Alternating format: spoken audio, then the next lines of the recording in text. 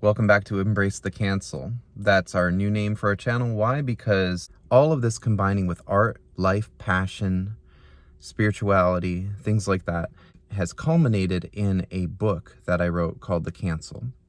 And The Cancel is just basically about what it sounds like. It's about letting go of what no longer serves you. You cancel it. A lot of us have a lot of things that we hold on to that we don't even realize that we hold on to, like negative emotions that are built up inside of our bodies, right? I've recently been exploring this because I've met some friends and some people that I know who have kind of turned me on to this idea, right? And I'm just a newbie to this whole thing, but what I'm learning is that you can cancel negative emotions, but the way that you do it isn't what you would think. You don't just think about it and go, I don't want to deal with that anymore because that's not, it doesn't serve me, so I cancel it. Well, you can do that. And sometimes you have to make a decision along with that so that you can move yourself forward. And the reality of that is that people can also cancel us, okay? They can decide to draw boundaries in areas that maybe we are not, serving their best interests. So it kind of goes full circle when you think about it. But we build up negative emotion inside our bodies. It's always there. We try to sleep, we try to exercise, we try to hang out with our friends, we try to do things that we love as like an emotional outlet, right? I like to do music. I like to apply myself to ideas and things so that I can get some traction in some areas, maybe make some money, right? Those are things that I love to do. I like my art. I've pushed that to a certain extent. In a certain way, my book is part of my art. But one of the things that we need to do that people basically never do is let the emotion out. Not everybody is a dancer, right? A lot of people feel like they have two left feet. They don't feel like they're a very good dancer. That's probably, I would fall into that category. I'm not really a very good dancer, right? So to speak. But I can dance like nobody's watching. I can move in the most spontaneous ways because I'm a musician, I'm a creative, I'm someone who can move in spontaneous ways, you can move around, you can just kind of feel things, right? You can move, you can do that, you can do one of these, right? You can do one of those, right? You can do a little bad dancing, you can do some bad dancing, right? Well, you can move and you can find little spots where the tension is built up. And when you hit those, you can feel your body start to move a little less fluid. It doesn't move as smoothly. It starts to hit, it's like you're hitting a little bit of resistance. And you move through that, and you start to feel a good feeling. And no, you're not going crazy. It's what your body is actually made to do. In indigenous cultures, people used to dance. They used to have ceremonies. Native Americans used to dance to try to bring the rain, right? Read about rain dance. And you'll find out they danced for days. They did it for so long. And they also had the whole sweat lodge culture, which is pretty extreme. Like people have died doing that actually. But to get through it, they pray, they say chants and stuff. What I'm saying is that we were built for more. We were built to be in tune with our bodies and with nature. Even if we're talking about the Bible here, just go back and look at that and see if they weren't in tune more so with what was happening in nature around them, in the world. They were. A lot of the things that were rules in the Bible came from people having to decide what to do about different circumstances where they were dealing with the elements, with the forces of nature. And they just figured out what worked and what didn't work. And those became rules in the Old Testament. Go read it. But basically what I'm saying is, we have a lot built into our bodies that we don't unlock. And the reason why is because we have been taught to be prim and proper. Hi, how are you doing today? Oh, I'm doing great. Everybody's doing great, right? No, we're not. The whole world is not doing great right now. We're all lying to ourselves.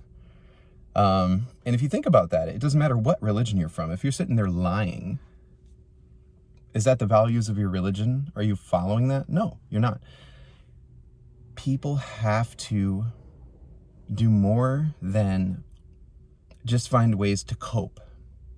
we have to find ways to let it out. And I think that that's going to be a new theme for me this year. And it's not about in interpersonal relationships. I'm not talking about you yell at your partner or anyone else, or you let it out on people. I'm talking about you find ways that you've never even thought of before. Get out into nature, sit on a yoga mat, soak up some sun. That's a start, right? Go take a run on the beach if you live near one. If not, take a run outside. Even better, if you live somewhere cold right now, go take a run in the cold. Just don't get frostbite. Bundle up or something. I don't know. I used to live in a very cold place, so I used to do just that. More towards the fall, though. It wasn't like in the winter when it was like freezing cold. You got to be careful. So don't, take that with a grain of salt. But I mean, for like 2 seconds, as long as you got the right protective gear on, you can do that, though. You can run in the cold. People do that. But just, use some common sense. That's another one. I have a cold plunge that you can actually buy them at like Walmart and Target. And a couple of years back, I bought one. And it's kind of expensive to use because you have to buy ice. You got to get up early in the morning if it's a hot time of the year, and you have to buy a lot of ice. So it's impractical to use unless you have a whole self-cooling system or whatever. But it's actually colder this time of year too, so I'm always taking cold showers and stuff. I'll probably edit a lot of that out, but all I'm saying is you got to find a release. You can do that through exercise too. Like if you're a runner and you get to that point in your run where you're like, oh, for me, it's like about 4 miles in, right? 4 miles in, and depending on how much I've been running. If I've been running more, it might take a little longer. And I hit runner's high. And the first time I ever hit one of those was probably maybe like 75% of the way in, or maybe a little less, into like a half marathon. And I hit a real runner's high for the first time. And I was like, whoa. I was shocked. I was taken aback because I didn't know that it actually does what it does to you when you hit. It kind of feels like somebody just gave you a very strong kind of feel good kind of drug. Like you get jitters, it's like almost like chills and jitters. I don't know. I might have had a cold. It might have been like a combination of things, but I felt that before multiple times when training for races and stuff like that. When I hit that 4 mile mark, I feel that feeling. And I'm like, okay, it's your body's way of encouraging you to continue so that you don't give up, right? That's why we have that kind of stuff built into us, because we had to keep going when we needed to survive, right? If we had to do something where we had to keep on going so we could find food so we could not die, right? Our bodies would do these feel-good things. It's, I think one of them they say is dopamine is in the body, right? And it's a reward system. So you can engage all of that stuff in a way that lets negative emotion out, because it's not good to have that stuff build up. That kind of stuff can turn into hypertension. It can turn into high blood pressure. I guess it's kind of the same thing, right?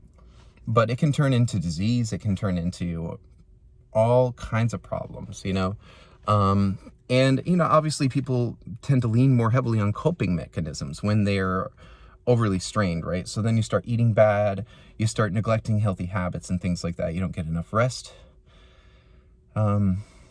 Anyway, you can tell I'm excited talking about all this, but see how you can apply that in your own life. I think that the cancel ties in very heavily with this because, like I said, what are you going to cancel? Cancel that which no longer serves you. Are you letting things build up inside of you and you're not even seeking a healthy way to get them out? Are you so afraid to do something that may be perceived as, not very masculine, just because it's not, what people are used to doing, even though indigenous cultures used to do it all the time and there was a reason for it? Food for thought.